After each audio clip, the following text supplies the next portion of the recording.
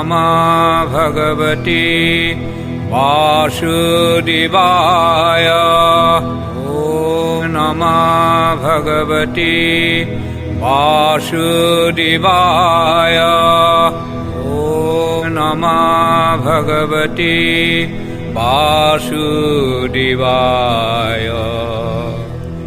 जन्माद्यस्य जतो मयादिशरथार्थेषु शिभिशरत् तेने ब्रह्महृदाय आदिकवये मुह्यन्ति यत्सूरयः तेजोवारिमिदं यथा विनिमया यत्तति सर्गमिषा धन्नादेश सदा निरन्तकुहकं सत्यं परं धीमहि। धर्मप्रज्जितः कैतहोत्रापदवो निर्मत्सरणं सतं वेद्यं वास्तवमत्तवस्तु शिवदं तापत्रयमूलनं। श्रीमद्भागवते महामुनिकृते किं वा पुरैरीश्वरा सद्यो हैद्यवरुधत्ति अत्र कीर्तिभिः सुशिभिः तत्क्षणात्। निगमकल्पतरुगलितं फलं सुखमुखात् अमृतद्रव्यसंयुक्तं पिबत भगवत रसमलयं मुहुर्मुहुरसिका भावुभाविका।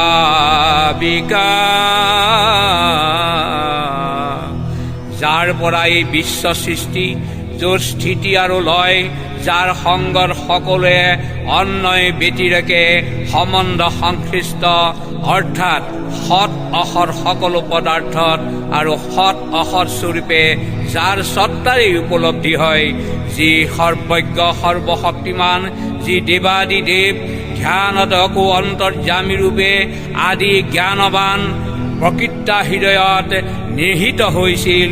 মৰীচিকা আদি পানী বুলি ভবাৰ দৰে কাছ মাটিত জলময় বুলি ভবাৰ নিচিনা সেই সব যাৰ সততা হেতু সত্য ৰজতম এই তিনি গুণত্ৰয় মিছা হলেও সত্য বুলি প্ৰতীয়মান হয়। যি উপাধি ভেদে নানা ৰূপে প্ৰতীয়মান হোৱা সকলোকে স্বৰূপ ধ্যানেৰে ভ্ৰান্ত হয়।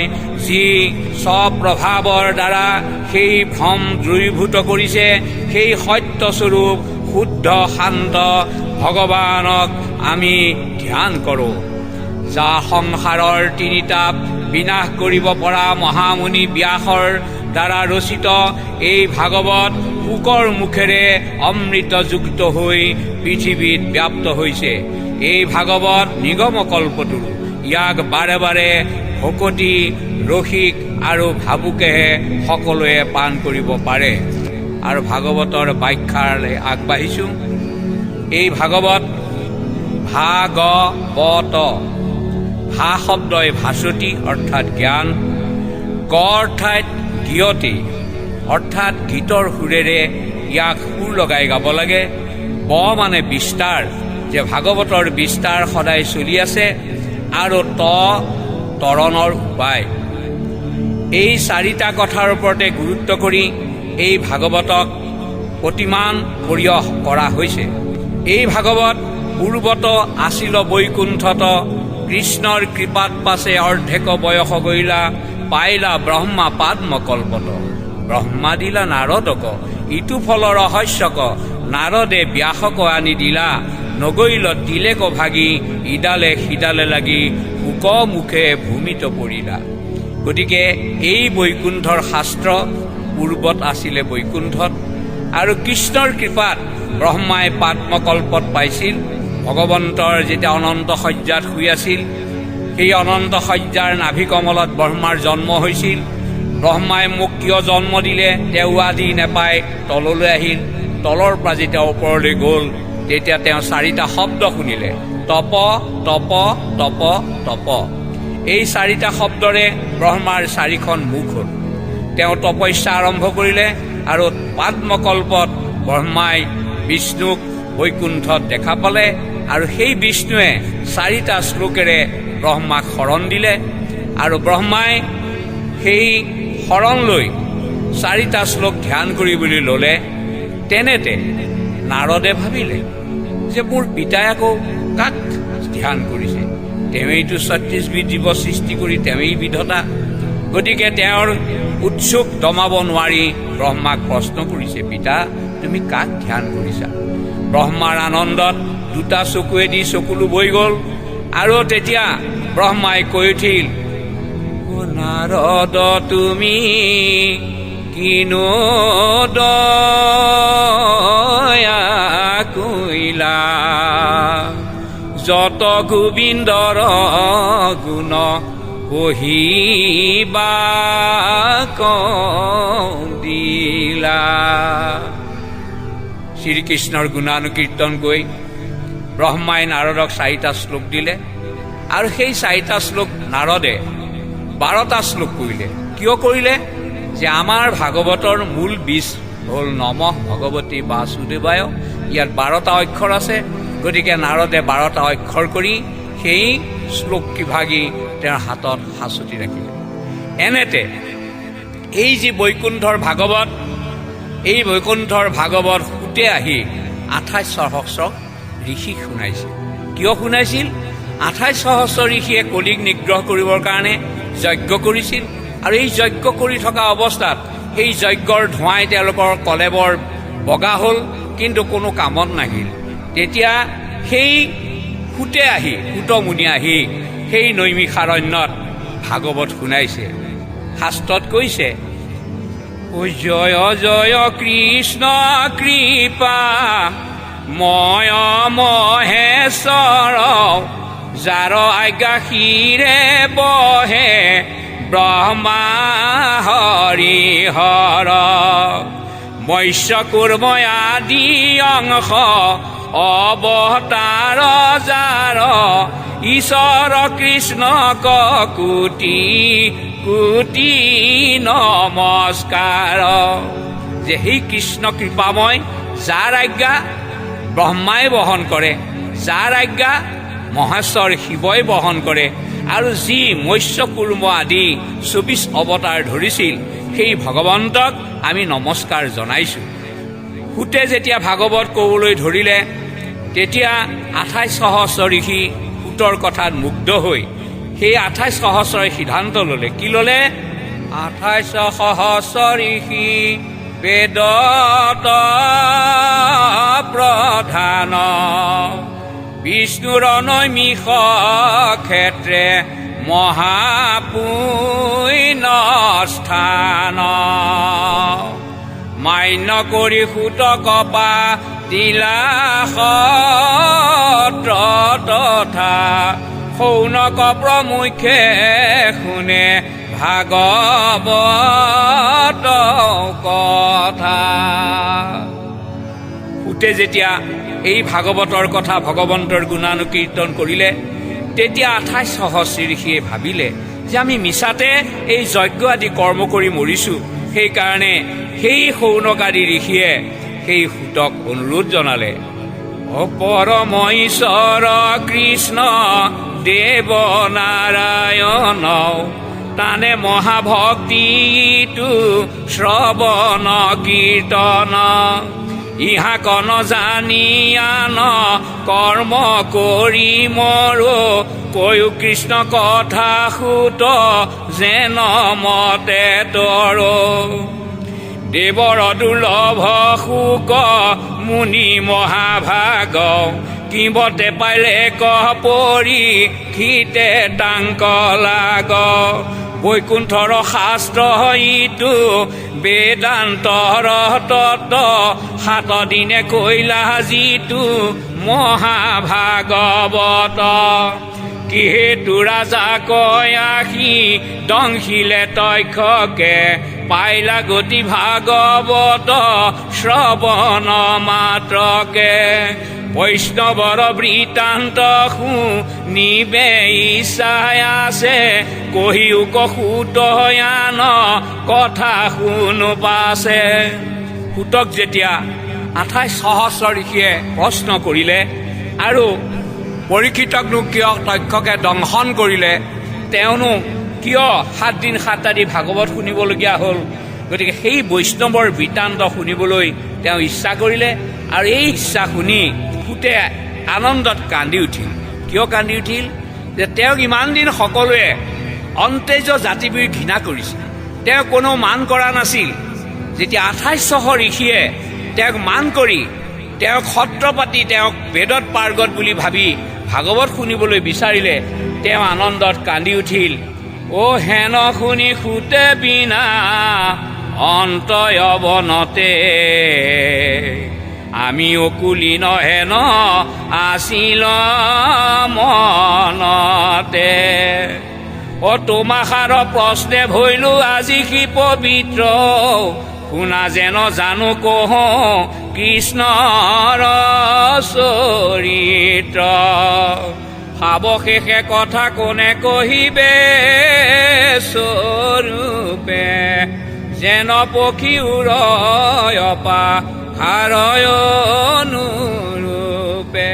সুতে ক'লে যে কৃষ্ণৰ চৰিত্ৰ কোৱাটো ইমান সহজ কথা নহয়। এটা চৰাই পাখি যিমান সিমানহে উৰিব পাৰিব। গতিকে ময়ো কৃষ্ণৰ কথা যিমানখিনি জানো সিমানহে তোমালোকক ক'ব পাৰিম। এইবুলি সুতে পুনৰ আকৌ তেওঁলোকক ক'লে যে এই ভাগৱত শাস্ত্ৰ বুজাটো ইয়াৰ তত্ত্ব পোৱাটো সহজ কথা নহয়। কিয়নো যে এই শাস্ত্ৰ হ'ল বৈকুণ্ঠৰ শাস্ত্ৰ, শ্ৰীকৃষ্ণৰ মুখৰ বচন। ইহাৰ কি তত্ত্ব পায় যেই সেইজন, টীকা ভাষ্য কৰে কেহু বুদ্ধিৰ প্ৰভাৱে, কেহু অৰ্থক জানে কিন্তু তত্ত্বক নাপাৱে। যে এই বৈকুণ্ঠ শাস্ত্ৰ ভাগৱতৰ তত্ত্ব যেই সেই পাব নোৱাৰে। কোনোবাই বুদ্ধিৰ প্ৰভাৱত জ্ঞানৰ প্ৰভাৱত টীকা ভাষ্য কৰিব পাৰে, কিন্তু ভাগৱতৰ তত্ত্ব নাপায়, অৰ্থ হয়তো জানিব পাৰে। তেতিয়া শৌনকাদি ঋষিয়ে সুতক প্ৰশ্ন কৰিলে কোনেনো তত্ত্ব পাব পাৰে? তেতিয়া সুতে উত্তৰ দিলে, অশুদ্ধভাৱে লৈ আহিতো কৃষ্ণত শৰণ, ভকতি প্ৰসাদে নিৰ্মল হৈ মন, শিশি মহাজনে আগ তত্ত্ব পাৱয়, ভাগৱত পুৰাণৰ এহি সে নিৰ্ণয়। যে শুদ্ধভাৱে কৃষ্ণত শৰণ ল'ব লাগিব আৰু ভকতি প্ৰসাদত মন নিৰ্মল হ'ব লাগিব। কাৰণ মন যদি শুদ্ধ নহয়, আত্মা যদি শুদ্ধ নহয়, তেওঁ ভগৱন্তৰ তত্ত্ব কেতিয়াও জানিব নোৱাৰে। গতিকে শুদ্ধ মনেৰে ভকতি প্ৰসাদে নিৰ্মল হোৱা সেই মহাজনেহে ভাগৱতৰ তত্ত্ব পাব পাৰে আৰু ভাগৱত পুৰাণেও তাকেই নিৰ্ণয় কৰিছে। গতিকে এই ভাগৱত কৈ থকা অৱস্থাত এই ভাগৱতত কেনেকেনো ভাগৱত আহিল, কিয়নো ব্যাসে ভাগৱত লিখিব লগা হ'ল, সেই সম্পৰ্কে শাস্ত্ৰৰ মাজেদি ইয়াত ক'বলৈ ধৰিলে। অদিনে কপূৰ্বত পৰাশৰ সুত ঋষি, বদৰিকা সমহতয়া সন্ত ব্যাস বসি, উগুলথু গুল মন নাহি সুখ শান্তি, নাপাই উপায় এক মনে গুণী গান্থি। এই ব্যাসৰ অৱস্থা জ্বলা-কলা অৱস্থাত দেৱৰ্ষি নাৰদে হাতত দিব্য বীণা লৈ নাৰায়ণ নাৰায়ণ কৰি ব্যাসৰ ওচৰ পালেহি আৰু ব্যাসক সুধিলে, হে ব্যাস, তুমি মহামুনি, তুমি 14 শাস্ত্ৰ 18 পুৰাণ লিখিছা, সকলোকে জ্ঞান দিছা, আজি তোমাৰ এই অৱস্থা কিয় হৈছে? তেতিয়া ব্যাসে কান্দি কান্দি ক'লে, হে ঋষিৰাজ, ক'ব নোৱাৰো, মই সকলোকে জ্ঞান দিছো, ব্ৰহ্মাক সাক্ষাৎ কৰিব পাৰিছো, কিন্তু তথাপিতো মোৰ আজি এই মন কিয়? মই কোন পথে যাম, কি কৰিম, একো ভাবি বুনি পাৰ পোৱা নাই, মোৰ ক'ৰবাত দুখ হ'ল নেকি? তেতিয়া নাৰদে ব্যাসৰ প্ৰতি গহীনভাৱে কৈ উঠিল, অ নাৰদ বদতি শুনা মহামুনি ব্যাস, তুমি সে কৰিলা সবে জগতকে নাশ, নিৰন্তৰে পশুৰলো আইলা তুমি প্ৰাণ, নাহি মন্দ কৰ্ময়াৰ ইহাৰ সমান, প্ৰকৃতি কহিলা তুমি আনসে ধৰ্ম ক, নকৈলা প্ৰখ্যাত কৰি কৃষ্ণ কীৰ্তন ক, সিজিল তোমাত ঋষি পৰম অন্যায় নাহি সুস্থ চিত্ত তব সেহি অভিপ্ৰায় মূৰই উপদেশে কৰা ভাগৱত শাস্ত্ৰ প্ৰচাৰক গোবিন্দৰ গুণ নাম মাত্ৰ যদ্যপি ভকতি নৱবিধ মাধৱৰ শ্ৰৱণ কীৰ্তন তাত হন্তে শ্ৰেষ্ঠথৰ অৰ্চন বন্দন ধ্যান সমস্ততে কৰি যশ কীৰ্তনত ইয়াতি তুষ্ট হন্ত হৰি। ব্যাসে বুজি পালে আৰু ব্যাসে তেতিয়া গুৰু গ্ৰহণ কৰিবৰ কাৰণে নাৰদক ক'লে আৰু নাৰদৰ ওচৰত তেওঁ গুৰু গ্ৰহণ কৰিলে আৰু নাৰদে তেওঁক সেই ভাগৱতৰ ২০ নাম দিলে আৰু ২০ নাম তেওঁক ধ্যান কৰিবলৈ ক'লে আৰু এই ২০ নাম ধ্যান কৰাৰ লগে লগে ব্যাসৰ কি হ'ল ও কৃষ্ণৰ মূৰ্তি কহ পাছে কৰিলন্ত ধ্যান হৃদয়ত কৃষ্ণ কদে হিলে বিদ্যমান বাম পাশে মায়া দখি নত ভক্তি মাও দেখি ব্যাস ঋষিৰ ৰোমাঞ্চ ভৈলা গাঁও। যেতিয়া ব্যাসে সেই ২০ নাম জপ কৰিলে তেওঁ লগে লগে কৃষ্ণৰ মূৰ্তি হৃদয়ত দেখা পালে আৰু বাওঁফালে মায়া দেখিলে দক্ষিণত ভক্তিমা দেখিলে। তেতিয়া গুৰু নাৰদক ব্যাসে সুধিলে হে গুৰু এয়া কি দেখিলো? তেতিয়া নাৰদে তাৰ ভেদ ভাঙি এইদৰে ক'লে মায়ায়ে বান্ধন্ত ভক্তি মাৱে মেলাৱন্ত দুহানু মধ্যতয় আছা দেৱ ভগৱন্ত এই বন্ধৰ মুখ্যৰ হেতু দেখি ব্যাস ঋষি ভাগৱত শাস্ত্ৰ কপাছে কৰিলা হৰিষি। গতিকে ব্যাসে নাৰদৰ কথা বুজি পালে যে মায়াই আমাক বান্ধি নিয়ে, ভকতি মায়ে আমাক মোকলাই লৈ যায়। গতিকে মায়াত যিমান আবদ্ধ থাকিম সিমানে ভক্তিক আমি দেখা নেপাম। সেইকাৰণে তেওঁ চিন্তা কৰিলে যে এই যে বন্ধ সংসাৰৰ বন্ধৰ মুখ্যৰ হেতু একমাত্ৰ ভাগৱত শাস্ত্ৰ আৰু সেই ভাৱ লৈ তেওঁ সেই ভাগৱত শাস্ত্ৰ ৰচনা কৰিলে। বন্ধৰ মুখ্যৰ হেতু জানি ব্যাস ঋষি ভাগৱত শাস্ত্ৰ কৰিলা হৰিষি। এইখিনিতে কথা হ'ল যে ব্যাসে ভাগৱত লিখিলে, কিন্তু এই ভাগৱত শুনাব কাক? কাৰণ আমাৰ শাস্ত্ৰত এটা কথা আছে নাহিকে শ্ৰদ্ধা নাপাতয় কাণ তাহাংক নিদিবা হৰি ভক্তি দান। গতিকে উপযুক্ত পাত্ৰ তেওঁ বিচাৰি ফুৰিলে আৰু তেতিয়া ব্যাসৰ মনত পৰিল যে মোৰ এজন পুত্ৰ আছে শুকদেৱ। সেই শুকদেৱক তেওঁ আহ্বান কৰিলে আৰু সেই শুকদেৱ তেওঁৰ ওচৰলৈ আহিল আৰু ব্যাসে সেই ভাগৱত শুকদেৱৰ হাতত দি তেওঁ সমাধিস্থ। শুকে ভাগৱত লৈ কি কৰিব? সেই ভাগৱত লৈ পেলাই শুকে কাশী বাৰাণসী গয়া বৃন্দাবন ঘূৰি ফুৰিলে, ক'তো উপযুক্ত পাত্ৰ বিচাৰি নাপালে। এনেতে সেই পৰীক্ষিতৰ ব্ৰহ্মশাপ 7 দিন 7 ৰাতিৰ ভিতৰত তক্ষকে দংশন কৰিব বুলি সমীক ঋষিৰ পুত্ৰ শৃংগী মুনিয়ে তেওঁক অভিশাপ দিলে। কিয় অভিশাপ দিবলগীয়া হ'ল? পৰীক্ষিতনো কি দোষ কৰিলে আৰু পৰীক্ষিতটো কলৈ গৈছিল যে কিহৰ কাৰণে সেই ব্ৰহ্মশাপ তেওঁ শিৰত পাতি ল'বলগীয়া হৈছিল? তেতিয়া কি হৈছিলে? এই পৰীক্ষিত আছিলে পাণ্ডৱসকলৰ নাতি। পাণ্ডৱসকলে কৃষ্ণ বৈকুণ্ঠ প্ৰয়াণ হোৱা দেখি তেওঁলোকে ৰাজ্য কাৰ্য সকলো ত্যাগ কৰি পৰীক্ষিতক ৰজা পাতি তেওঁলোক গুচি গ'ল আৰু সেই পৰীক্ষিতে ধুনীয়াকৈ প্ৰজাবৎসল ৰজা তেওঁৰ ৰাজ্যৰ সকলো প্ৰজাসকলকে শান্তিৰে সুখেৰে তেওঁলোকে প্ৰজা পালন কৰি আছে। এনেতে তেওঁৰ মনত ভাৱ হ'ল যে ক'ৰবাত কিবা অঘটন ঘটিছে নেকি, মই গোটেই পৃথিৱীখন পৰ্যটন কৰি মোৰ ৰাজ্য প্ৰৱৰ্তন কৰি চাওঁ। এইবুলি সেই পৰীক্ষিত ওলাই অকৰি দিগ্বিজয় জয় পৰীক্ষিত পাইলা পাছে ৰথ কুৰুক্ষেত্ৰৰ ৰহণিত দেখিলানি পতি তৈতে বিচাৰি ফুৰন্তে আছে ধেনু বৃষ দুয়ো দুখত কান্দন্তে। তেওঁ ঘূৰি ফুৰোঁতে দেখিলে এজনী গাই গৰুৱে কান্দি আছে আৰু এটা বৃষভ, এটা বলদ গৰু 3টা ঠেং ভাগিছে, এটা ঠেং মাত্ৰ আছে লিগুৰাই আছে, 2জনে কান্দি আছে। তেতিয়া পৰীক্ষিতে আহি সেই আই ধেনুক আহি সুধিলে, হে আই, তুমি কোন? মহাৰাজ, মই পৃথিৱী।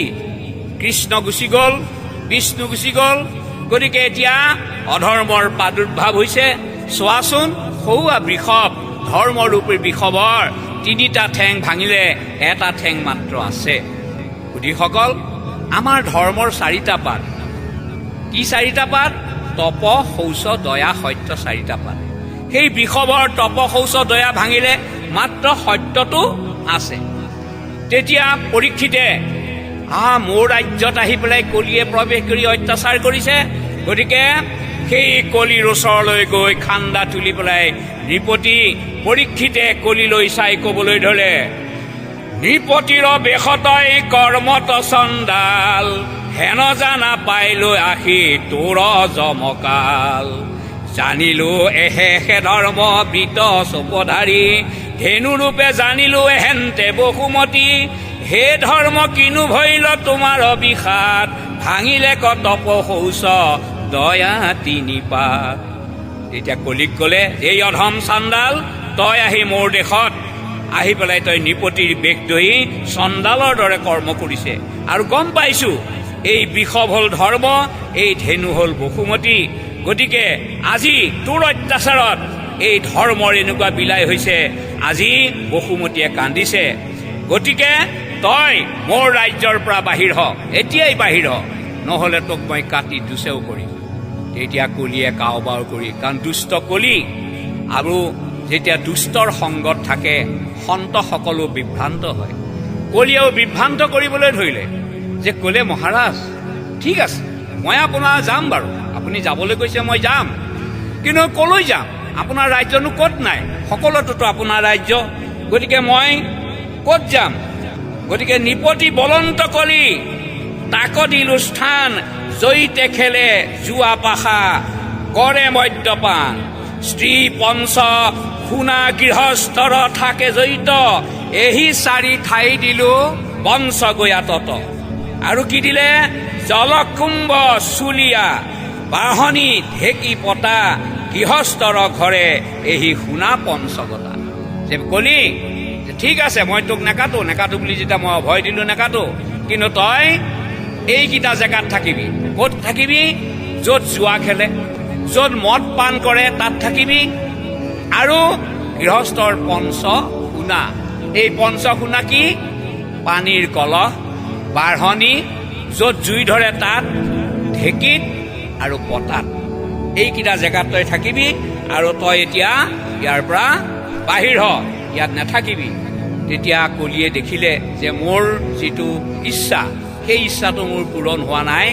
সেইকাৰণে কাউবাও ক'লে যে আপুনি মোক কৃপা কৰি আৰু এটা বস্তু দিয়ক, আৰু তাৰপিছত আৰু আপোনাক মই নিবিচাৰোঁ। তেতিয়া তেওঁৰ মনত দয়া উপজিল, আৰু সেই নৃপতি পৰীক্ষিতে ক'লে, শুনি নৃপতিৰ কৃপা উপজিল আতি, দিলো সুবৰ্ণ কহতাত বাসা কৰ কেলি। যে মই তোক আৰু এটা জেগা দিলো, যে সুবৰ্ণ, তই সোণত থাকিবি, আৰু তাতে তই থাকগৈ, আৰু তই আনক দিগদাৰ নকৰিবি। কলিয়ে সুবিধা পালে। মই কৈছোঁ নে, দুষ্টৰ সংগত সন্তৰ লতিঘটি হয়। এই পৰীক্ষিতে যিটো মুকুট পিন্ধি আছিল, এই মুকুটটো পাইছিল জৰাসন্ধক বধ কৰি। ভীমে যেতিয়া জৰাসন্ধক বধ কৰিলে, সেই জৰাসন্ধৰ মুকুটটো আনি পেলাই হস্তিনাপুৰত ৰাখিছিল। আৰু যেতিয়া পৰীক্ষিতক ৰজা পাতিবৰ হ'ল, তেতিয়া সেই মুকুটটো আনি পৰীক্ষিতক পিন্ধাই দিছিল। আৰু সেই পৰীক্ষিতৰ মুকুটটো আছিলে সম্পূৰ্ণ সোণৰ মুকুট। আৰু কলিয়ে সুবিধা পাই সেই সোণৰ মুকুটত প্ৰৱেশ কৰি কলিয়ে সেই ৰজাক, যি ৰজাই মৃগৰ কৰিবলৈ ইচ্ছা নকৰে, ঋষিমুনি সদায় শ্ৰদ্ধা কৰে, সেই পৰীক্ষিতৰ চিকাৰ কৰিবলৈ, মৃগ চিকাৰ কৰিবলৈ মন গ'ল। কলিয়ে নিজে হৰিণা হৈ আগে আগে গুচি গ'ল, আৰু পৰীক্ষিতে তেওঁক পাছে পাছে খেদি খেদি লৈ গুচি গ'ল। গৈ গৈ গৈ অৰণ্যত প্ৰৱেশ কৰিলে। অৰণ্যত প্ৰৱেশ কৰি দেখে তেওঁৰ অন্তকণ্ঠ শুকাই গৈছে। তেতিয়া সেই পৰীক্ষিতে দেখিলে সমীক ঋষি, তেওঁ বিষ্ণুৰ ধ্যানত মগ্ন হৈ আছে। গতিকে তেওঁ সেই সমীক ঋষিক কি কৰিলে? পানী খুজিলে। কি বুলি খুজিলে? ক্ষুদা তোৰ হৈয়া ৰাজা বুলিলা বচন, শুকাই অন্থকত মুখ দিয়া জলদান। কিন্তু সমীৰিষিয়ে ক'ব নোৱাৰে, ধ্যানত মগ্ন হৈ আছে। কেনেকৈ তেওঁ পানী দিব তেওঁ ক'ব নোৱাৰা হৈ আছে। কিন্তু পৰীক্ষিতে সেই কথা বুজি নেপালে। নেপাই পেলাই ভাবিলে যে মোৰ ৰাজ্যতে থাক, মোৰেই প্ৰজা হৈ ৰজাই পানী খোজে, তই পানী নিদিয়। গতিকে খঙত একো নাই হৈ পৰীক্ষিতে ক'বলৈ ধৰে, এই আদেশে অবজ্ঞামুক কৰে এটিমান, আখি মুদি বহি ধৰি আছে মিছা ধ্যান। এই বুলি মৰা সাপ আনি ধেনু আগে, সমীকৰ গলত আৰিলা মহাভাগে। যেতিয়া সমীৰ ঋষিৰ ডিঙিত সেই সাপ দিলে, তেতিয়া সেই কলিয়ে গৈ সেই সমীৰ ঋষিৰ পুত্ৰ শৃংগী মুনিক লগ পালে। তেওঁৰ লগৰ বালকসকলৰ খেলি আছিলে। তেওঁৰ 16 বছৰ তেতিয়া। ক'লে, তোৰ বাপেৰক সাপে খুটি মাৰিলে, যা এতিয়া। শৃংগী মুনি দৌৰি আহিল। আহি দেখে তেওঁৰ বাপেকৰ গলত মৰা সাপ। তেওঁ ধ্যান কৰি গম পালে যে এই সাপ ৰজা পৰীক্ষিতে দিছে। তেওঁৰ খং উঠিল যে ৰজা পৰীক্ষিত, ইমান সাহস, তই ঋষি মুনিক দেখিলে পাদ্যৰ গঢ়ি পূজা কৰ।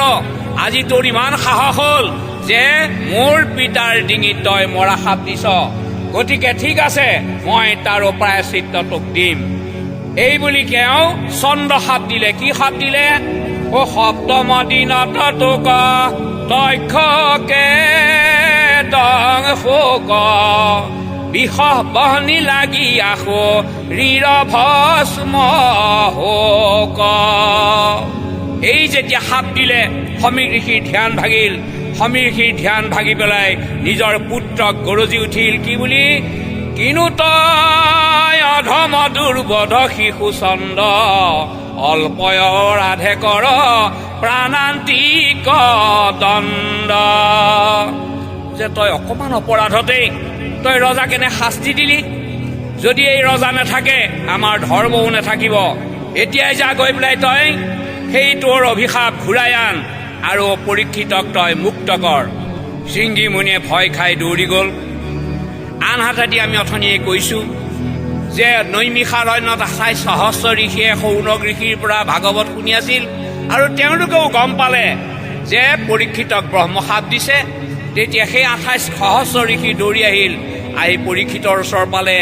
শৃংগী মুনি গৈ পৰীক্ষিতৰ ওচৰ পালে।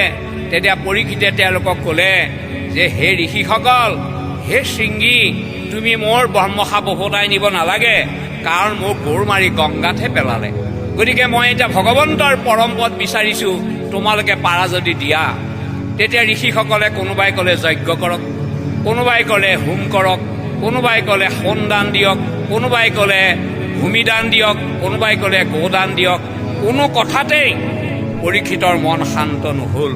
আৰু শান্ত নহৈ পৰীক্ষিতে একান্তভাৱে ভগৱানক চিন্তা কৰিলে, হে প্ৰভু, মোক এটা উপায় দিয়া যাতে তোমাৰ সেই পৰম পদ মই লাভ কৰিব পাৰোঁ।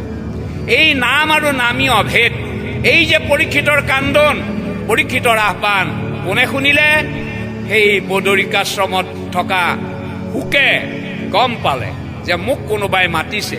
তেতিয়া শুকে মূৰত ভাগৱত লৈ আহি পৰীক্ষিতৰ ওচৰ পালেহি। আৰু এই শুক আছিলে কি? দিগম্বৰ। তেওঁৰ কাপোৰ কানি নাছিলে, বস্ত্ৰ নাছিলে, তপ্ত সুবৰ্ণ ৰবৰ্ণ, দেখিতে সুন্দৰ। পৰীক্ষিতে দেখি তেওঁৰ ভৰিৰ সাবত মাৰি ধৰি ক'লে, তুমি কোন? বোলে মই ভগৱানৰ বাৰ্তা লৈ আহিছোঁ। বোলে কি বাৰ্তা? তেতিয়া ক'লে, শুনিওক মহাৰাজা তেজী আন কথা, শ্ৰৱণ কীৰ্তন কৰা অভকত শিশৰ সৰ্বথা, শুদ্ধ হৈবে তেখেতে জীৱ মায়া জালে, কৃষ্ণৰ পৰম পদ পাইবাই অল্প কালে। তেতিয়া পৰীক্ষিতে চিন্তা কৰিল, মই যিটো বিচাৰি ফুৰিছোঁ সেইটোকে পাইছোঁ। গতিকে সুবৰ্ণৰ আসনত বহিবলৈ দিলে শুকক, আৰু তেওঁ গংগাৰ পাৰত সুশাসনত বহিলে আৰু শুকে কীৰ্তন কৰিলে, পৰীক্ষিতে শ্ৰৱণ কৰিলে। এই শ্ৰৱণ আৰু কীৰ্তন ভকতি আৰম্ভ হ'ল। আমাৰ ভকতি নৱবিধ: শ্ৰৱণ, কীৰ্তন, অৰ্চন, বন্দন, স্মৰণ, পদসেৱন, দাস্য, সকীৰ্ত, আত্মনিবেদন। এই নৱবিধ ভকতিৰ ভিতৰত নাৰদে ব্যাসক কৈছিল যে যদিও বা নৱবিধ ভক্তি মাধৱৰ, শ্ৰৱণ কীৰ্তন তাতে অতি মুখ্যতৰ। গতিকে এই শ্ৰৱণ আৰু কীৰ্তন ভকতি আৰম্ভ হ'ল। আৰু শুকে ভাগৱতৰ কথা কৈ আছে, পৰীক্ষিতে শুনি আছে। এই শুনি থাকোঁতে এদিন পৰীক্ষিতৰ সন্দেহ হ'ল যে মই 7 দিন 7 ৰাতি ভাগৱত শুনি বৈকুণ্ঠ পামনে? তেতিয়া শুকে পৰীক্ষিতক ক'লে, হে মহাৰাজ পৰীক্ষিত, আপুনি বাৰু খটাংগ নৃপতিৰ কথা শুনিছেনে? শুনা, সেই খটাংগ নৃপতি আছিল শক্তিশালী ৰজা। সেই শক্তিশালী ৰজাক দেৱতাসকলে আমন্ত্ৰণ কৰিছিল অসুৰ বধ কৰিবৰ কাৰণে। আৰু সেই নৃপতিয়ে গৈ অসুৰ বধত সহায় কৰিছিল আৰু দেৱতাসকলৰ জয় হৈছিল। তেতিয়া দেৱতাসকলে তেওঁক ক'লে যে তোমাক বৰ দিওঁ, তুমি লোৱা। তেতিয়া নৃপতিয়ে ক'লে যে মোক যে বৰ দিবা, মোৰ আয়ুস কিমান আছে? বোলে আয়ুস তোমাৰ 2 দণ্ড আছে। 2 দণ্ড মানে 5 ঘণ্টা সময়। বোলে মোক 5 ঘণ্টা সময়, মোক বৰ নালাগে, মই ঈশ্বৰৰ ধ্যান কৰিম। আৰু সেই নৃপতিয়ে ঈশ্বৰৰ ধ্যান কৰি বৈকুণ্ঠ পাইছিল। তুমি মহাভাগৱত, যি গৰ্ভতে থাকি উত্তৰাৰ গৰ্ভত থাকোঁতে অশ্বস্থমাই যেতিয়া ব্ৰহ্মাস্ত্ৰ মাৰিছিল, তেতিয়া উত্তৰাৰ গৰ্ভত পৰীক্ষিত আছিলে 10 মাহ 10 দিন। তেওঁ বিষ্ণুৰ গোটেই ৰূপটো দেখা পাইছিল আৰু সেই গোটেই ভাগৱত তেওঁ আয়ত্ত কৰিছিল। গতিকে তুমি মহাভাগৱত পৰীক্ষিত হৈ তুমি 7 দিন 7 ৰাতিত তুমি নিশ্চয় সেই বৈকুণ্ঠ তুমি দৰ্শন কৰিবা। গতিকে এইদৰে পাঠ কৰি গৈ আছে। এই যেতিয়া আমাৰ একাদশ স্কন্ধ আহি পৰিল, কৃষ্ণই দেখিলে যে মই ভূমিভাৰ হৰণ কৰিব লাগিব। এই ভূমিভাৰ মই কেনেকৈ হৰণ কৰোঁ তেওঁ চিন্তা কৰিলে। গুণন্ত মনত পাছে জগত আধাৰ, গুচি নুগুচিল পৃথিৱীৰ মহাভাৰ। যে মই, কাৰণ ভগৱান পৃথিৱীৰ বুকলৈ আহে কি হ'লে? পৰিত্ৰাণায় সাধুনাম বিনাশায় সদুষ্কৃতাম ধৰ্ম সংস্থাপনাৰ্থায় সম্ভৱামি যুগে যুগে। গতিকে দুষ্টক দমন, সন্তক পালনে হ'ল কৃষ্ণৰ একমাত্ৰ লক্ষ্য। গতিকে তেওঁ দেখিলে অসুৰ দৈত্য সকলোকে মাৰি শেষ কৰিলে। কুৰুক্ষেত্ৰৰ যুদ্ধত দুৰ্যোধনকে আদি কৰি পাষণ্ডসকল শেষ কৰিলে। কিন্তু ঘূৰি দেখে যে তেওঁৰ যি যদুবংশ, এই যদুবংশৰ মানুহখিনি অত্যাচাৰী হৈছে। গতিকে এই মই যদুবংশ ধ্বংস কৰিব লাগিব। আৰু এই যদুবংশ ধ্বংসত অভিশাপো আছে। কি অভিশাপ? যে কুৰুক্ষেত্ৰৰ যুদ্ধত কৃষ্ণই যেতিয়া পাণ্ডৱ পক্ষ হৈ কুৰুক্ষেত্ৰৰ কৌৰৱ পক্ষৰ সকলোকে শেষ কৰিলে, তেতিয়া গান্ধাৰীয়ে তেওঁক অভিশাপ দিছিল, হে কৃষ্ণ, তুমি যে 5 পুত্ৰক, কুন্তীৰ 5 পুত্ৰক সৎবুদ্ধি দিলা, মোৰ 100 পুত্ৰক সৎবুদ্ধি কিয় নিদিলা? গতিকে তুমি নিজ হাতে তোমাৰ নিজৰ যদুবংশ ধ্বংস কৰিবা। তেতিয়া কৃষ্ণই ক'লে, হয় মা, আপোনাৰ মই অভিশাপ মূৰত পাতি লৈছোঁ। গতিকে কৃষ্ণৰ সেই কথা মনত আছে। আৰু ইফালে যদুবংশৰ লোকসকল অত্যাচাৰী হৈছে। গতিকে তেওঁলোকক ধ্বংস কৰিবৰ কাৰণে তেওঁৰ মন গ'ল। আৰু সেইকাৰণে তেওঁ এখন আশ্ৰম পাতিলে। সেই আশ্ৰমত পৃথিৱীৰ যিমান শ্ৰেষ্ঠ ঋষিসকল আছে, বিশ্বামিত্ৰ, অগস্ত্য আদি কৰি পেলাই যিমানবিলাক ডাঙৰ ডাঙৰ ঋষি, সকলোকে ঋষি আনি সেই আশ্ৰম পাতিলে। এই যদুবংশৰ লোক এনেকুৱা অহংকাৰী হ'ল, গুৰু গোসাঁই নবনা হ'ল। ঋষিসকলক পৰীক্ষা কৰিবৰ কাৰণে তেওঁলোকে চিন্তা কৰিলে। তেওঁলোকে কি কৰিলে? অ জাম্বতী সুত খাম্ব নামে কুমাৰক, স্ত্ৰী কাছে কচাই মন্দিৰে শৰীৰে ক, উপজীৱে শিশু কিম্বা কহিও বিচাৰি, পুত্ৰই অভিলাষে তোমাৰ হাত শোধে নাৰী। জাম্বতীৰ পুত্ৰ শাম্বক, মতা মানুহ, তেওঁক গৰ্ভৱতী তিৰোতা সজাই সেই ঋষিসকলৰ ওচৰলৈ গ'ল আৰু ঋষিসকলক ক'লে যে এই নাৰীয়ে কি শিশু, পুত্ৰ শিশু জন্ম হ'বনে নাই, এই কথা তোমালোকক সুধিছে। তেতিয়া ঋষিসকলে গম পালে তেওঁলোকে আমাক পৰীক্ষা কৰিবলৈ আহিছে। তেতিয়া সেই ঋষিসকলে চন্দ্ৰশাপ দিলে কি চন্দ্ৰসাপ দিলে? উপজীৱে মুখলে ক মহালোহাময়, যত যদু কুলককো ৰিবে সৰ্বক্ষয়। গতিকে যিয়েই জন্ম নহওক, এই পৰা এডাল মুখল, লোহাৰ মুখল জন্ম হ'ব, আৰু এই লোহাৰ মুখলে যদুকুল ধ্বংস কৰিব। তেতিয়া তেওঁলোকৰ মুখ শুকাই গ'ল। এনেকুৱা অৱস্থা হৈছে যে মুখত যদি ধান দিয়ে আখৈ হৈ যায়, এনেকুৱা অৱস্থা হ'ল। তেতিয়া তেওঁলোকে গৈ পেলাই উগ্ৰসেন ৰজাক গৈ পেলাই সেই মুখলডাল দিলেগৈ কান্দি কান্দি। কিন্তু এটা ডাঙৰ কথা, মানুহৰ যেতিয়া ধ্বংসৰ সময় হয়, তেতিয়া মানুহৰ বুদ্ধি নাশন হয়। শাস্ত্ৰতে কৈছে, হোৱে বুদ্ধি ভংস আহি নাশন কালত, উগ্ৰসেনে নুসুধিলে বুদ্ধি মাধৱত। যে কিনো কৰিব মুখলদাৰে, সেই কথা উগ্ৰসেনে নুসুধিলে। আৰু নুসুধি কি কৰিলে? সেই লোহাডাল মিস্ত্ৰী আনি চাচি চাচি চাচি চাচি গুৰি কৰি সেই গুৰিখিনি নদীত পেলাই দিলে, আৰু অকণমান আছিলে সেইকণ পেলাই দিলে। গতিকে ঈশ্বৰৰ ইচ্ছা য'ত আছে, সি কেতিয়াও অথলে নাযায়। সেই লোহাৰ গুৰি গৈ পেলাই কাষত গৈ পেলাই মাধুৰী বন হ'ল, আৰু এই যিটুকুৰা লোহা আছিল, সেই লোহাটুকুৰা মাছে গিলিলে। সেই মাছক মাছুৱাই গৈ পেলাই সেই ব্যাধক বেচিলে, যি ব্যাধে অংগদ ৰূপে ৰাম অৱতাৰত আছিলে। আৰু যেতিয়া বালিক বধ কৰিছিল, তেতিয়া অংগদে প্ৰতিজ্ঞা কৰিছিল যে মই পিতৃবৰীক বধ কৰিম। তেতিয়া ৰামে তেওঁক আশীৰ্বাদ কৰিছিল যে অহা জন্মত তোমাৰ এই মনৰ আশা পূৰ্ণ কৰিম। সেই অংগদে আহি ব্যাধ হৈছেহি, আৰু ব্যাধে সেই মাছটো কিনি নিলে, আৰু তাত পোৱা যি লোহা, সেই লোহাটুকুৰা তেওঁৰ শৰৰ আঁৰত লগাই থলে। আৰু সেই লোহালৈ যেতিয়া ব্যাধে মৃগয়া কৰিবলৈ আহিছিল, তেতিয়া কৃষ্ণই তেওঁৰ ভৰিটো ওপৰলৈ দি পেলাই ৰৈ আছিলে, আৰু তেওঁ পহু বুলি সেই ব্যাধে শৰ মাৰিছিল কৃষ্ণক। আৰু কৃষ্ণই কি কৰিছিলে? সেই শৰৰ আঘাততে লোকক দেখুৱাই তেওঁ বৈকুণ্ঠলৈ যোৱা দেখুৱালে। চাওক কাৰ কি লীলা। গতিকে এই যে যিমানেই চেষ্টা নকৰক, লোহাৰ গুৰি যিমানেই নকৰক, যিমানেই চেষ্টা নকৰক, ঈশ্বৰৰ ইচ্ছা পূৰণ হ'বই।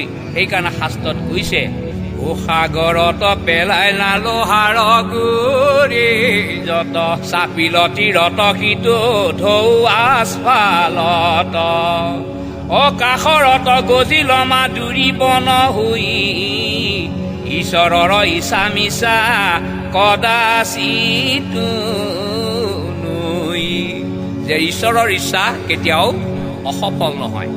এইখিনিতে এটা কথা, যে যেতিয়া কৃষ্ণ বৈকুণ্ঠলৈ যাবলৈ ওলাল, কাৰণ শৰৰ আঘাত লাগি কৃষ্ণই যাবলৈ এনেও বিচাৰি আছিল। যেতিয়াই যাবলৈ ওলাল, তেতিয়া উদ্ধৱ আহি কৃষ্ণৰ ওচৰ পালেহি, আৰু কৃষ্ণৰ ওচৰত কন্দা কটা কৰিলে যে তুমি যদি গুচি যোৱা, মোকো তুমি লগতে লৈ যোৱা। কি ক'লে তেওঁ? তুমি তপ পুণ্য, তুমি বিনে শূন্য, দেখো এততি জগত, কাৰ পুণ্য কৰ চৰণত ধৰো, নিও কমুক লগত। হে কৃষ্ণ, তুমিয়েই তপস্যা, তুমিয়েই পুণ্য, তুমিয়েই সকলো। গতিকে তুমি যদি নাথাকা, দিনতে মোৰ আন্ধাৰ। গতিকে মই তোমাৰ কাবৌ কোকালি কৰিছোঁ, ভৰিত ধৰিছোঁ, তুমি মোক লগত লৈ যোৱা। তেতিয়া কৃষ্ণই উদ্ধৱক ক'লে, হে উদ্ধৱ, তুমি মোৰ লগত যাব নোৱাৰা। কিয় নোৱাৰা? এই ভাগৱত ধৰ্ম ৰক্ষা কৰিবৰ কাৰণে তুমি থাকিব লাগিব। কিয়? যে তুমি আৰু মই যদি দুইজনো যাওঁ, তেতিয়াহ'লে ধৰ্ম কোনে ৰক্ষা কৰিব? গতিকে একাদশ স্কন্ধত কৃষ্ণই উদ্ধৱক কৈছে, ও তুমি আমি দুয়ো গৈলে মিলিবে অনৰ্থ, লুপ্ত হৈব ধৰ্ম ইটো ভকতিৰ পথ, অধৰ্মে পীড়িপে লোক যাইবে অধগতি, ধৰ্ম কৰা ঠিয়াবে থাকিও সম্প্ৰতি, মোহৰব শনয়াবে নচাৰিবা তুমি, শ্ৰৱণ কীৰ্তন পৱৰ দিয়া থাকা ভূমি। যে তুমি আৰু মই যদি গাওঁ অধৰ্ম বিৰিব আৰু লোক অধগতি যাব। গতিকে তুমি ধৰ্মক ৰাখি থাকা আৰু বিশেষকৈ শ্ৰৱণ আৰু কীৰ্তন প্ৰৱৰ্তন কৰি থাকা। সেই উদ্ধৱ তুমি বিদুৰক লগ পাবা, মৈত্ৰক লগ পাবা, তেওঁলোকৰ লগত লগ লাগি তেওঁ ধৰ্ম প্ৰচাৰ কৰিবা। তেতিয়া উদ্ধৱে কৃষ্ণক ক'লে যে প্ৰভু আপুনি শ্ৰৱণ কীৰ্তন ধৰ্ম কৰাৰ কথা কৈছে, মই শ্ৰৱণ কীৰ্তন কি কৰিম? তেতিয়া কৃষ্ণই ক'লে হেৰা, মই যিমানবিলাক লীলা কৰিলোঁ, ব্ৰজধামৰ লীলা কৰিলোঁ, মথুৰা লীলা কৰিলোঁ, মই দ্বাৰকা লীলা কৰিলোঁ, এই সকলো লীলা 125 বছৰ লীলা, এই লীলাৰ গোটেইখিনি বস্তু এই ভাগৱতত নিহিত হৈ আছে। গতিকে এই ভাগৱত মই তোমাক দিছোঁ, এই ভাগৱত লৈ বিদুৰ আৰু মৈত্ৰৰ লগ লাগি তুমি ধৰ্ম প্ৰচাৰ কৰা। আৰু সেইকাৰণেই যে ভাগৱত যে বিস্তাৰ শব্দ আছে যে ভাগৱত বিস্তাৰ, যে এই ভাগৱতৰ বিস্তাৰ কেতিয়াও কমি নাযায়। আগতে এঠাইত আছিলে, ক'ৰবাত দুঠাইত হ'ল, ক'ৰবাত তিনি ঠাইত, এতিয়া চুকে কোণে নগৰে চহৰে সকলো ঠাইতে ভাগৱতৰ বিস্তাৰ চলি আছে। যিহেতু ভাগৱতৰ এই বিস্তাৰত ভগৱন্তৰ মন ইচ্ছা নিহিত আছে, গতিকে এই ভাগৱত কেতিয়াও বিস্তাৰ কমি নাযায়। আৰু সেইকাৰণে মহাপুৰুষ গুৰুজনাই তেওঁৰ শিষ্য প্ৰশিষ্যক লৈ এই ভাগৱতখন তৰ্জমা কৰি আজি ৰাইজৰ মাজত বিলাই দিছে। এই একাদশ স্কন্ধত আৰু এটা কথা মনত কৰিবলগীয়া, ইয়াৰ বিশেষ কথা হ'ল যে আমাৰ ভাগৱতৰ গোটেই স্কন্ধবিলাক ভগৱন্তৰ মূৰ্তিৰ লগত তুলনা কৰিছে। কি কৈছে? প্ৰথম দ্বিতীয় স্কন্ধে চৰণ দুটয়, তৃতীয় চতুৰ্থে যাৰ হোৱে উৰুদয়, নাভিদেশে পঞ্চম ষষ্ঠকে বক্ষস্থল, সপ্তম অষ্টমে কৰ কমল যুগল, কণ্ঠ দেখে নৱম দশমে যাৰ তুণ্ড, একাদশে ললাট দ্বাদশে ভৈল মুণ্ড, হেন ভাগৱতৰ মূৰুতি মুনহৰ, তমাল সদৃশ বৰ্ণ চাম কলেব। যে এই যে একাদশ স্কন্ধটো কাৰ লগত তুলনা কৰিছে? আমাৰ মানুহৰ কপালখন। এই কপাল হ'ল আজ্ঞাচক্ৰ, ইয়াত হ'ল গুৰু থাকে। আৰু কৃষ্ণই এই একাদশ স্কন্ধত নিজে গুৰু হৈ অৰ্জুনক বিভিন্ন উপদেশ দিছে যে কি সম কি, দম কি, সুখ কি, দুখ কি, ধনী কোন, দৰিদ্ৰ কোন, ঈশ্বৰ কোন, অনিশ্বৰ কোন, লাভ কি, লজ্জা কি, যজ্ঞ কি, এই গোটেই কথাখিনি কৃষ্ণই অৰ্জুনক এইধৰণে উপদেশ দিছে। কৃষ্ণৰ উত্তৰ কি আজি দিছে? ও যিজনে জানিলা মই পৰম বান্ধৱ, তাৰ নাম সময়াবে জানিবা উদ্ধৱ। যিজনে মোক পৰম বান্ধৱ বুলি জানিলে সেয়ে হ'ল সম। মোৰ ৰূপ চিন্তনত মনে কৰে শ্ৰম, জানা পানাধিকয়াবে তাকে বোলে দম। আৰু মোক চিন্তা কৰি যিজনে কষ্ট কৰি মোৰ চিন্তা কৰে সেইটোৱে হ'ল দম। মোৰ মনে ধৰি যিটো তেজে লাভ কাম, জানিমা উদ্ধৱ বন্ধু ধৈৰ্যতাৰ নাম। যিজনে মোক চিন্তা কৰি তেওঁ ক'ত লাভ হৈছে, ক'ত লোকচান হৈছে, ক'ত লোভ হৈছে, কাম হৈছে, লোভ কামনা বাসনা সকলো যিজনে ত্যাগ কৰিব পাৰিছে সেইটোৱে হ'ল তেওঁৰ ধৈৰ্য।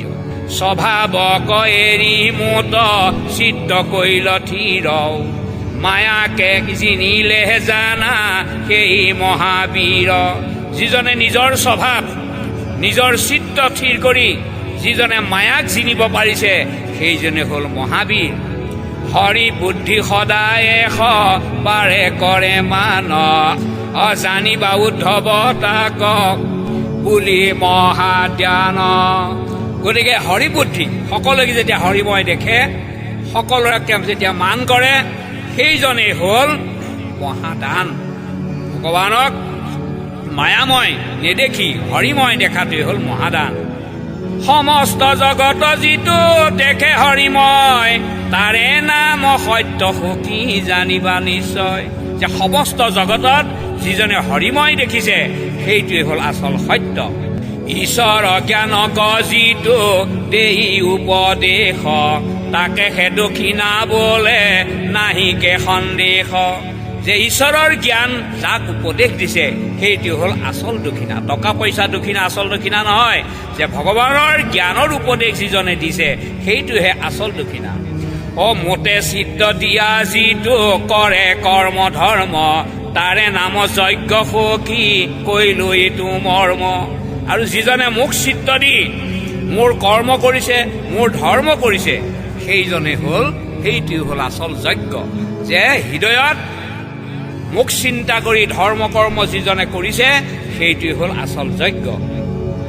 তাকে বুলি ভাগ্য যিটো জানিলে আমাক, শুনা প্ৰাণ সখীয়াবে লাভ বুলি তাক। যিজনে মোক জানিলে ভালদৰে, মোৰ পৰমাৰ্থ যিজনে জানিব পাৰিছে সেইজনৰহে আচল লাভ আৰু সেইজনৰহে আচল ভাগ্য। পুত্ৰ দ্বাৰা বিষয়ত কৰে যাৰ ৰতি, অনলয় সন্তৰ সংগ মোত নাই মতি। যদি 4 বেদ 14 শাস্ত্ৰত পাৰ্গত, তথাপিতো শিশি মূৰ্খ জানা মোৰ মত। এইটো ডাঙৰ কথা কৈছে, যে সেইজন মূৰ্খ যিজনে পুত্ৰ দ্বাৰা বিষয়তে অনবৰত মগ্ন থাকে, যিজনে সাধুৰ সংগ কোনোদিন লোৱা নাই, যাৰ মোৰ প্ৰতি কোনো শ্ৰদ্ধা নাই, সেইজনে যদি 4 বেদ 14 শাস্ত্ৰও জানে তেতিয়াহ'লে সেইজনে হ'ল আচল মূৰ্খ। তথাপিতো শিশি সুখ জানা মোৰ মত, আমাক চিনায়ে যিটো গুৰু কৃপাময়, সেইহে পৰম বন্ধু জানিবা নিশ্চয়। আৰু যিজন গুৰুৱে মোক চিনাইছে, মোক চিনাকি কৰি দিছে মই কোন, মই কিয় পৃথিৱীত আছো, মই কি কৰিছো, এই গোটেই কথাবিলাক যিজন গুৰুৱে বুজাইছে সেইজনহে পৰম বন্ধু। মোহৰ সেৱাৰ যোগ্য মনুষ্য শৰীৰ, তাকে সেবলয় গৃহ জানা মহাবীৰ। যে যিজনৰ দেহা মোৰ সেৱাৰ কৰাৰ যোগ্য কৰি তুলিব পাৰিছে, ৰামকৃষ্ণ পৰমহংসই কৈছিল যে শিৱ বিগ্ৰহেৰ মন্দিৰ ভেবে ৰক্ষা কৰ শৰীৰ তাকে। যে এই শৰীৰটোক ভগৱানৰ মন্দিৰ বুলি ভাবিবা। আজি ভগৱানে কৃষ্ণই উদ্ধৱক কৈছে যে যিজনৰ এই মনুষ্য শৰীৰ মোৰ সেৱাৰ যোগ্য হৈছে সেয়েহে আচল গৃহ। নকৰে ভকতি মনে তুষ্ট নাই যাৰ, তাকে বুলি দৰিদ্ৰয় ধম কুলাংগাৰ। যে যিজনে ভকতি নকৰে আৰু কোনোদিন মানুহৰ মন যেতিয়া তুষ্ট নহয়, অসন্তুষ্ট অৱস্থাত থাকে, সেইজনকে পৰম দৰিদ্ৰ বুলি কৈছে। আৰু কি কৈছে? সাধু সংগ লয়া কৰে আমাত বিচাৰ, বিষয়ত দিয়া কতি নাই যাৰ। আন কৰ্ম কৰি ভোগো তিত তত্ত্ব পৰ, জানিবা উদ্ধৱ বন্ধু সেহি সেই ঈশ্বৰ। গতিকে ঈশ্বৰ কোনজন? মানুহো ঈশ্বৰ হ'ব পাৰে যদি মানুহজন কেনেকুৱা হয়, সাধু লৈ সংগ লয়া কৰে আমাত, সদায় সাধুৰ সংগ লৈ আমাৰ বিচাৰ কৰে, বিষয়ৰ প্ৰতি আসক্তি যাৰ নাই, আৰু আন কৰ্মতকৈ ভকতিতহে যিজন তৎপৰ, ভকতিতহে বেছি গুৰুত্ব দিয়ে, সেইজন বন্ধুৱে হ'ল ঈশ্বৰ। এই ধৰণে এই একাদশ স্কন্ধত কৃষ্ণই অৰ্জুনক গুৰু হিচাপে এই উপদেশ দিছিল, আৰু এই উপদেশ শুনি উদ্ধৱ সন্তুষ্ট হৈছিল। বাৰু যা হওক, আমি লাহে লাহে দ্বাদশ স্কন্ধলৈ যাওঁ। এই দ্বাদশ স্কন্ধই শেষ, যে প্ৰথম স্কন্ধৰ পৰা দ্বাদশ স্কন্ধলৈ গোটেই ভাগৱত। সেই দ্বাদশ স্কন্ধত পৰীক্ষিতে ভাগৱত শুনি শুনি তেওঁৰ কি অৱস্থা হৈছে তাত কৈছে, শাস্ত্ৰত কৈছে, গুচিল সংশয় ভৈল ব্ৰহ্মময়, দেহাৰ এৰিলা সংগ, হিয়াত সাক্ষাৎ ভৈলন্ত ঈশ্বৰ, লিংগ দেহা ভৈলা ভংগ।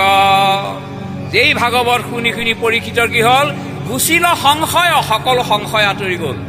ভৈল ব্ৰহ্মময়, তেওঁৰ দেহাটো ব্ৰহ্মময় হ'ল। দেহাৰ অৰিলে সংগ, যে মাটি পানী জুই বায়ু আকাশ এই পঞ্চভূতৰ দেহাৰ জ্ঞান তেওঁ এৰিলে।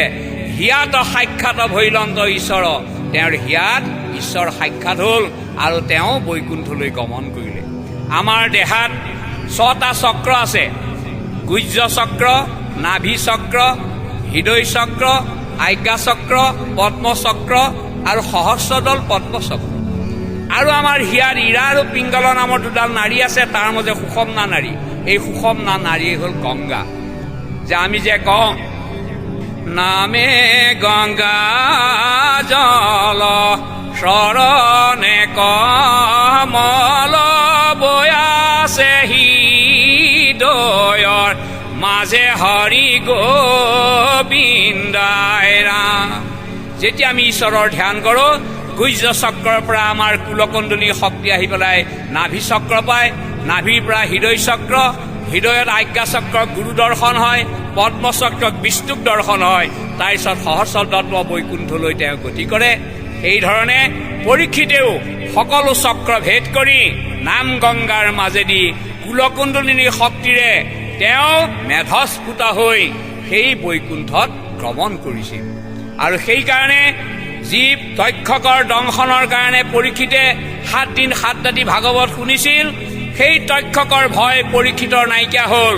আৰু শেষত পৰীক্ষিতে ঊৰ্ধ্ববাহু কৰি ঘোষণা কৰিলে, ব্ৰহ্মশাপ স্বৰূপ তক্ষক মহাশয়, দংশোক তক্ষকে মোক নকৰো হবয়, মিলুক মৰণ আবে মৰণ সৰ্বথা, কিন্তু ঋষি ৰাজনেৰি বাহা কৃষ্ণ কথা, কৃষ্ণকে সুহৃদ মোৰ কৃষ্ণ ইষ্ট দেৱ, কৃষ্ণ বিনে তাৰণতা আৱৰ নাহিকেব। যে কৃষ্ণৰ বাহিৰে মোক কোনো তাৰিব নোৱাৰে, গতিকে তক্ষক সেই মহাশয় যি ব্ৰহ্মসাপ, সেই ব্ৰহ্মসাপ হওক, তক্ষকে মোক দংশন কৰক, মই ভয় নকৰোঁ। কিয় ভয় কৰিব? কাৰণ তেওঁৰ গাত প্ৰাণ শক্তিয়েই নাই, মাত্ৰ কাঠডাল আছে। গতিকে সেইধৰণে পৰীক্ষিতে 7 দিন 7 ৰাতি এই ভাগৱত শুনি, শুকৰ মুখেৰে শুনি তেওঁক লৈ বৈকুণ্ঠলৈ গমন কৰিছিল। গতিকে আমিও আজি ভাগৱত কোনোবাই এদিন পাতিছে, কোনোবাই 2 দিন পাতিছে, কোনোবাই 5 দিন পাতিছে। কিয় পাতিছোঁ? আমি বৈকুণ্ঠলৈ যোৱাৰ ৰাস্তাটো বনাইছোঁ। আৰু আমাৰ মাজত থকা হিংসা, দেহ, কপটতা এইবিলাক গুচাই আমি যাতে অমৃত হওঁ। চিনন্তু বিশ্বা অমৃতস্য পুত্ৰ, যে আমি অমৃতৰ পুত্ৰ। আমাৰ মাজত কাম, ক্ৰোধ, লোভ, মোহ, মদ, মৌচৰ্য এই 6 ৰিপু দমন কৰি আমি দেহাটো যাতে অমৃত কৰোঁ, আমাৰ যাতে মন অমৃত হয়, আমাৰ যাতে অন্তৰ অমৃত হয়। কাৰণ এই অমৃত যদি আমাৰ হিয়াত নাথাকে, তেতিয়াহ'লে আমি ভাগৱত শ্ৰৱণ কৰিব নোৱাৰোঁ, তাক আয়ত্তও কৰিব নোৱাৰোঁ। কাৰণ আমাৰ জন্মাদস্য যিটো শ্লোক তাতে কৈছে, নিগম কল্পতৰু, যে ভাগৱত হ'ল নিৰ্গুণ কৃষ্ণৰ গুণানুকীৰ্তন নিৰ্গম কল্পতৰু। গলিত মুখাত অমৃত সংযোগ, চুক মুখাত অমৃত সংযোগ, শুকৰ মুখেৰে অমৃতযুক্ত হৈ পৃথিৱীত পৰিলে। পিবত ভাগৱত ৰসমলয়ং, এই ভাগৱতৰ ৰস পান কৰে মুহুৰ্মুহু বাৰে বাৰে ৰসিকা, যি ভকতি ৰসিক, তেওঁ পান কৰিব পাৰে। আৰু যিজন জিজ্ঞাসু, যিজন জ্ঞানী, যিজনে জানিবলৈ বিচাৰে।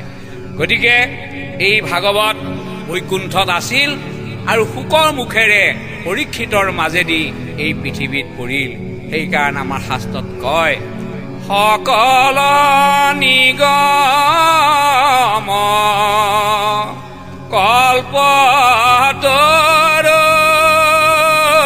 তাৰ ফল মহা ভাগৱত, শুকমুখে আহি ভূমিত হৈলা বিদিত, ৰসত চতুৰ যিটো জন, কৃষ্ণৰ চৰণে দিয়া মন, পৰম সন্তোষে বিহুক ফলয় অমৃত, অপৰম সন্তোষে বিহুক ফলয় অমৃত। গতিকে সকলো নিগম কল্পতৰু এই ভাগৱত শাস্ত্ৰ শুকৰ মুখেৰে আহি পৃথিৱীত পৰিলে। গতিকে ৰসত যিজন চতুৰ, সেইজনেহে এই ভাগৱতৰ ৰস পান কৰিব পাৰে। আৰু সুধী সমাজলৈ এই ভাগৱতৰ ৰস অমৃত হিচাপে শুকে বিলাই দিছে। আৰু তাক আমি সকলোৱে পান কৰি আমি ধন্য হ'ব লাগে। আমাৰ গুৰুজনাই কৈছে যে আমি ভাগৱতৰ দ্বাৰা আমি ভকত হ'ব লাগে। ভকত, ভ ক ত 3টা আখৰ। এই ভকত কাক কৈছে? ভ আৰু ক আৰু ত এই তিনিটা আখৰে কি কৈছে?